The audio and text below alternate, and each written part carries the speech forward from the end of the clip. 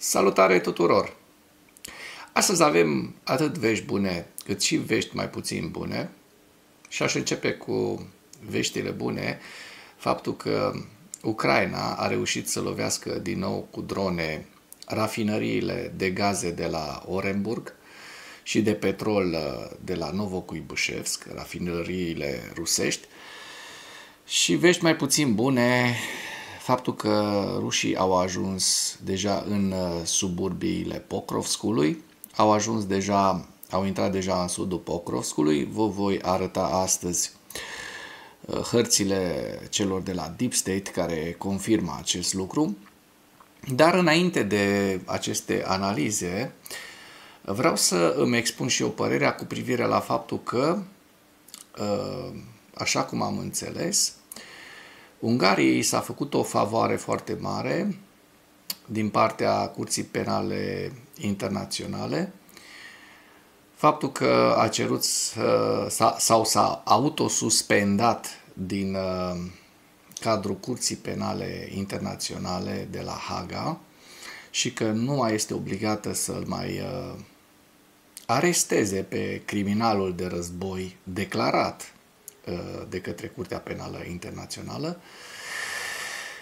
Și dacă e adevărat că i s-a făcut o pârghie legală din partea Uniunii Europene și mai și vedem dacă se va întâmpla cu adevărat acest lucru, că avionul lui Vladimir Putin va zbura nestingerit prin spațiul Poloniei sau prin spațiul României pentru a ajunge în Budapesta, pentru că de spațiul Slovaciei nu-mi fac problemă că ar fi vreo problemă, dar dacă aceste lucruri se vor întâmpla, atunci înseamnă că Uniunea Europeană are lideri slabi. În ambele situații nu trebuia dată nicio derogare, pentru că în momentul de față se legitimează această întâlnire și se legitimează slăbirea Uniunii Europene prin această întâlnire. Și dacă acest lucru se întâmplă, înseamnă că Statele Unite ale Americii, administrația Trump, a reușit să dea o mare lovitură Uniunii Europene, iar părerea mea, poate cei care mă urmăriți de mai de mult timp vis-a-vis de conducerea Uniunii Europene, este una că este o conducere slabă.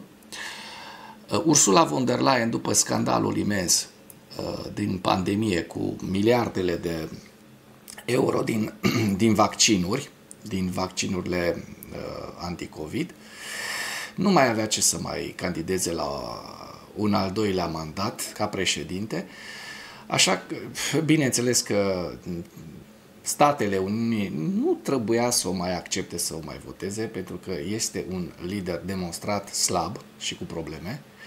Iar dacă și aceste lucruri se vor întâmpla, atunci este vai de noi, de cei din Uniunea Europeană. Dar să nu anticipăm, să vedem ce se va întâmpla. Mi-am expus părerea. Acum trecem la principalele subiecte ale analizei noastre de astăzi. O să vă prezint o hartă, cu acel lucru să încep, o hartă realizată de către cei de la Meanwhile in Ukraine, care ne arată traseul ocolit unde ar putea intra Putin în Budapesta, în Ungaria, dacă nu o să fie lăsat să intre în spațiul aerian european. Rafinăriile de gaz, așa cum vă spuneam, de la Orenburg și cele de petrol din Novokuibushevsk, rafinăriile rusesc ard în urma unui nou atac ucrainean cu drone. Wall Street Journal spune că Putin i-a dat de înțeles lui Trump că este gata să cedeze regiunile Zaporojie și Herson în schimbul Donetskului, dar știm foarte bine că aceasta este o momeală și că Donetskul are acea linie de fortificații pe care rușii n-au reușit să o treacă încă și au foarte mari pierderi din cauza, sau mai bine zis, datorită acelei linii de fortificații. Și dacă ucrainenii ar ceda, oricând ar putea reveni în forță după un an, 2, 3, pentru că Ucraina ar fi din nou expusă unui nou atac Știm că rușii nu țin niciodată, nicio promisiune, sunt hoți.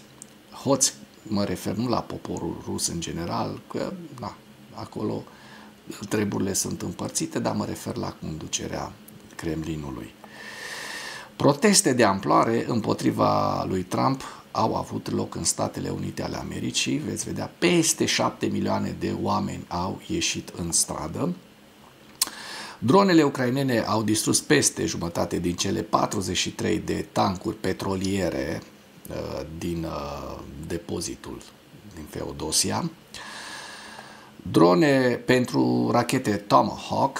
Zelensky oferă lui Trump o înțelegere. Vedem cum răspunde acest șmecher de la Washington. Iar la final vă prezint hărțile Deep State și ale Institutului pentru Studiul Războiului. O să începem așa cum vă promiteam cu o hartă a celor de la Meanwhile in Ukraine, care au și formulat o simulare grafică a rutei ocolitoare a lui Putin, care ar trebui să traverseze aproximativ 5.000 de kilometri, pe scurtătură spun, pentru summitul de pace de la Budapesta.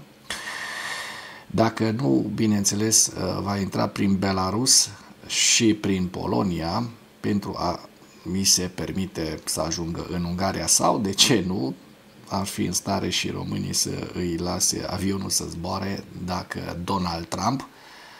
Donald Krasnov Trump ar cere-o, nu-i așa? Deci, sub formă de, iată, un fel de satiră neagră, ucrainenii ne arată această dronă. Rafinăriile de gaz din Orenburg și de petrol din Novokuibușevsk ard din nou după atacurile ucrainene cu drone. Da? Vladimir Putin i-a dat de înțeles lui Donald Krasnov Trump că este gata să cedeze regiunile Zaporojie și Herson în schimbul Donetskului. De ce? Pentru că Zaporojie și Herson sunt zone mai expuse, mai ușor de recucerit de către ruși și zona Donetskului e mult mai greu, pentru că conține acea faimoasă linie făcută după linie de apărare și fortificații ucrainene, făcută după modelul liniei Maginot. Potrivit publicației The Washington Post, președintele Putin, într-o conversație cu președintele Trump, a cerut control deplin asupra regiunii Donetsk pentru a pune capăt războiului, insinuând că este dispus să cedeze în schimb părți din regiunile Zaporojie și Herson. Într-o convorbire telefonică cu Trump săptămâna aceasta, Putin a cerut ca Kievul să predea controlul deplin asupra regiunii Donetsk Rusiei ca o condiție pentru încheierea războiului, potrivit a doi înalți oficiali. În timpul conversației cu Trump, Putin a sugerat că este dispus să renunțe la părți din alte două regiuni parțial capturate ale Ucrainei, Zaporojie și Herson, în schimbul controlului deplin asupra regiunii Donetsk. Aceasta este o revendicare teritorială oarecum mai mică decât cea pe care a făcut-o în august la summitul Trump-Putin din Anchorage. Unii oficiali ai Casei Albe au considerat acest lucru ca un progres privind potrivit unuia dintre cei doi oficiali informați despre convorbirea cu Putin. În același timp, un alt oficial, un diplomat european de rang înalt, a remarcat că este puțin probabil ca ucrainenii să perceapă situația în acest fel. Este ca și cum le-ai vinde propriul picior pe nimic, a spus diplomatul. Emisarul lui Trump, Steve Witkoff, acel imbecil care n-are nicio treabă cu politica externă și cu diplomația, pentru că a fost un fost samsar de case și de apartamente de lux din New York, a presat delegația ucraineană să predea regiunea Donetsk în timpul unei întâlniri de vineri, menționând că regiunea este predominant vorbitoare de limba rusă, au declarat oficialii. Noi parcă ne-am întors în timp acum 80 de ani. 90 aproape. Nu, 80. De pe vremea lui 80-90 de pe vremea lui Hitler.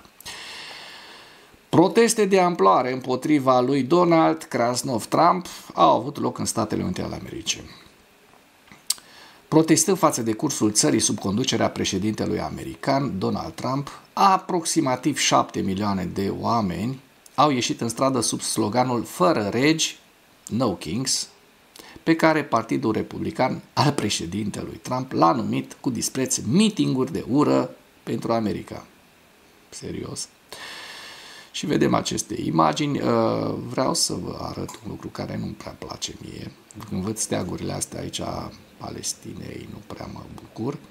Și cred că aceste steaguri, participanții care le aduc la protest, nu fac mari servicii, de fapt fac de servicii mari acestor meeting-uri, pentru că nu poți să te asociezi cu terorismul numai de aia că Trump este împotriva terorismului. Asta este o mare greșeală. Proteste au avut loc în The Times Square din New York, Boston Common, Grand Park din Chicago și sute de spații publice mai mici. Participanții au ținut pancarte pe care scria "Nimic nu este mai patriotic decât protestul împotriva fascismului" și au purtat și costume gonflabile, inclusiv cu broaște, un simbol al rezistenței în Portland. Protestele au inclus și fanfare și un banner mare cu preambulul Constituției Statelor Unite ale Americii, "We the people", noi poporul, pe care oamenii puteau să semneze. Și vedem și aceste imagini. Au fost niște proteste imense. Acesta a fost al treilea protest de masă de la revenirea lui Trump la Casa Albă, care a avut loc pe fondul unei închideri a guvernului, dacă vă aduceți aminte de shutdown-ul de săptămâna, nu asta, ci cealaltă, trecută, care nu numai că a suspendat programele și serviciile federale, dar a pus sub semnul întrebării și echilibrul fundamental al puterii în contextul în care un executiv agresiv se confruntă cu Congresul și instanțele judecătorești într-un mod pe care organizatorii protestului îl consideră un pas spre autoritarism, spre dictatură. Da? Și vedem aici altă imagine cu protestatari. Trump însuși a petrecut weekendul, reședința sa din Mar-a-Lago, Florida. "Spun că mă numesc rege. Nu sunt rege", a spus Trump într-un interviu acordat Fox News, difuzat vineri dimineața înainte de a participa la un eveniment caritabil în valoare de $1 milion organizat de mișcarea extremistă, gruparea extremistă MAGA. Mai târziu vineri, contul de socializare al campaniei Trump a batjocorit protestele, postând un videoclip cu Trump îmbrăcat ca un monarh și purtând o coroană fluturând de la un balcon. Peste 1500 de oameni s-au adunat la Birmingham, Alabama, amintindu-și și făcând referire deschis la istoria protestelor orașului și la rolul important pe care l-a jucat mișcarea pentru drepturile civile de acum 2 generații. În San Francisco, sute de oameni și-au folosit corpul pentru a scrie cuvintele "Fără regi" și alte expresii pe Ocean Beach. Protestatarii din Salt Lake City, Utah, au transmis mesaje de speranțe după ce un protestatar a fost împușcat mortal în timpul primului marș fără regi din oraș din iunie. Associated Press amintește că marșul național împotriva lui Trump și Musk din această primăvară a avut 1300 de locații înregistrate, în timp ce în prima zi fără regi din iunie a avut 2100. Potrivit organizatorilor, aproximativ 7 milioane de protestatari, cu 2 milioane mai mulți decât în iunie, s-au adăugat sâmbătă pentru o a doua rundă de demonstrații sub sloganul "Fără regi", opunându-se la ceea ce ei numesc politicile autoritare ale lui Trump. Protestatarii s-au adunat în peste 2700 de comunități din Statele Unite. Asta este o actualizare. Potrivit poliției, mitingurile de amploare au fost în mare parte pașnice, iar în mai multe orașe importante nu au fost raportate incidente sau arestări legate de proteste. Trecem la ziua 1334 a războiului din Ucraina.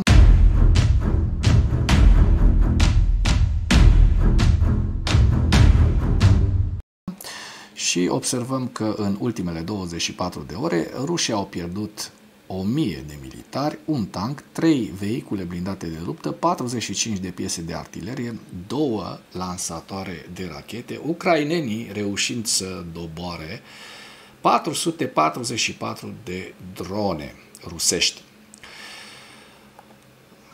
Dronele ucrainene au distrus peste jumătate din cele 43 de tancuri de la depozitul de petrol din Feodosia. Și vedem imagini cu tancurile de petrol care nu mai sunt, tancurile de petroliere din Crimea, rusești.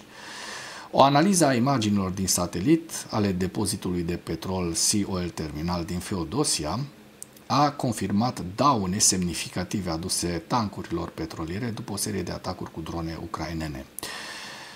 Conform analizei, ultimele atacuri ale dronelor ucrainene au distrus complet 11 tancuri petroliere, în timp ce o altă parte a fost grav avariată în timpul atacurilor anterioare. În același timp, 7 rezervoare rămân intacte dintr-un total de 43 de rezervoare de tancuri petroliere de pe teritoriul depozitului de petrol. Hai să vedem despre ce vorba. Da, și să văd. În această animație grafică se vede foarte bine. Da? Ca să nu mai avem discuții. Atacurile cu drone asupra parcului de rezervoare a avut loc pe 6 și 13 octombrie, provocând pagube semnificative terminalului. În timpul atacului din 13 octombrie, un atac cu drone asupra rezervoarelor a provocat un incendiu de amploare vizibil de la o distanță considerabilă de terminal. Parcul de rezervare a fost de asemenea grav avariat în atacul din 6 octombrie, care a durat câteva zile și câteva zile pentru a putea fi controlat focul, pentru a fi stins incendiul. Capacitatea de stocare a terminalului este de 250.000 de metri cub, deci aproximativ 250 de milioane de litri, da? Imens. Există doar 2 astfel de instalații în peninsulă, cealaltă este situată în Sevastopolul, ocupat temporar. Drone pentru Tomahawk, pentru rachete Tomahawk. Zelenski oferă lui Trump o înțelegere. Președintele Zelenski a oferit lui Trump o înțelegere prin care Ucraina poate furniza Statelor Unite ale Americii mii de drone dacă Washingtonul îi permite să utilizeze rachete Tomahawk. De aceea putem lucra împreună acolo unde putem consolida producția americană. Avem o propunere importantă pentru dronele noastre, a spus Zelenski. Trump a spus că Statele Unite sunt interesate de o astfel de propunere, adăugând că țara cumpără în prezent multe drone de la diferiți producători, iar industria de apărare ucraineană produce drone foarte bune. Președintele american a mai spus că atacurile ucrainene în adâncul Rusiei ar însemna o escaladare a războiului. Însă, când a fost întrebat dacă administrația sa va permite Kievului să efectueze astfel de atacuri, președintele a răspuns că Washingtonul va discuta această problemă. Un jurnalist ucrainean a sugerat că Donald Trump să furnizeze Kievului rachete Tomahawk pentru a egala condițiile de concurență, având în vedere că Rusia folosește rachete similare din 2022, așa cum știm. Și le folosește pentru a teroriza populația civilă ucraineană. Trump numește aceasta o întrebare corectă și glumește spunând că este exact ce v-a spus, arătând spre Volodymyr Zelensky. Trecem la hărțile Deep State să vedem dacă au existat modificări și, din păcate, așa cum vom vedea astăzi, au existat. Nu și în partea de sud, în regiunea Herson, dar da, în Zaporojie, rușii au continuat avansul, așa cum se poate observa din această imagine, către Novovasilivske. Sunt aproximativ 3 km pătrați avans rusesc, în opinia mea, cel mult 3 km pătrați, dar problema majoră așa cum vă spuneam la începutul materialului, se regăsește în regiunea Pokrovsk, deci aici este punga Pokrovskului, aici este orașul Pokrovsk, și vedem că rușii au reușit, din păcate, în ultimele 24 de ore să intre în Pokrovsk, înspre sudul Pokrovskului. Este vorba despre un avans de maxim 1 km pătrat, nu mare, dar dacă mărim, vedem că deja au intrat în această suburbie. Deci în sudul Pokrovskului deja sunt intrați, iar dacă dăm să vedem dacă s-au actualizat hărțile, deocamdată pe data de 18 nu sunt, așa că vom vedea mai departe pe hărțile Institutului pentru Studiul Războiului dacă au existat modificări ale fronturilor. Am verificat și în partea mai nordică, înspre Kupiansk, înspre Sloviansk, înspre Liman, n-au existat modificări ale fronturilor, nici înspre regiunea Harkiv, la nord de Harkiv, la Vovchansk, așa cum se poate observa, și nici în regiunea Sumă, da, așa cum se poate observa în această imagine, fronturile sunt stabile. Deci vestea proastă ar fi că rușii au reușit să intre în sudul Pokrovskului. Rămâne să vedem dacă va exista un contraatac ucrainean care să îi împingă pe ruși în zilele următoare înapoi la sud de Pokrovsk. Trecem la hărțile și la evaluarea campaniei ofensive rusești la data de 18 octombrie, cu principalele știri. Kremlinul și-a reiterat angajamentul față de cerințele de război ale Rusiei, care echivalează cu capitularea completă a Ucrainei, ca răspuns la propunerea președintelui Trump din 17 octombrie pentru pacea din Ucraina. Atacurile Ucrainei din octombrie 2025 asupra unui terminal petrolier din Feodosia, Crimea, par să fi degradat semnificativ terminalul și nu este clar când sau dacă Rusia va putea să îl repare. V-am prezentat mai înainte această știre. Presa de stat rusă a reiterat că majoritatea șoferilor ruși se așteaptă la noi creșteri ale prețurilor la benzină pe măsură ce Ucraina își continuă campania de lovituri pe termen lung împotriva infrastructurii petroliere din Rusia.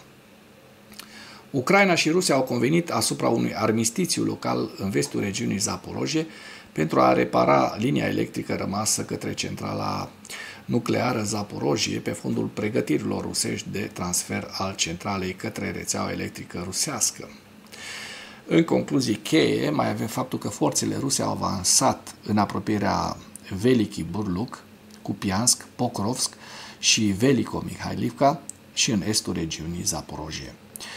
La final vă prezint hărțile Institutului pentru Studiul Războiului cu axa nordică, Sumă, Harkiv, Veliki Burluk, Lugansk, Kupiansk, Borova-Liman, Donetsk, Kostiantinivka, Druzhivka, Pokrovsk, orașul Pokrovsk, așa cum se poate observa deja, pentru că Institutul pentru Studiul Războiului are publicat cu o zi încă înainte, deci pe 18 deja vedem că rușii au cam pătruns în Pokrovsk, din păcate. Nu doar aici în partea sudică, deja au pătruns până pe la jumătatea orașului. Deci veștile nu sunt foarte, foarte bune în acest sens. Dnepropetrovsk, axa sudică cu Zaporojie și Herson. Și cu acest ultim detaliu închei materialul nostru de astăzi cu îndemnul: dacă ați găsit informații utile în acest videoclip, nu ezitați să-l distribuiți pentru a ajunge la cât mai multă lume.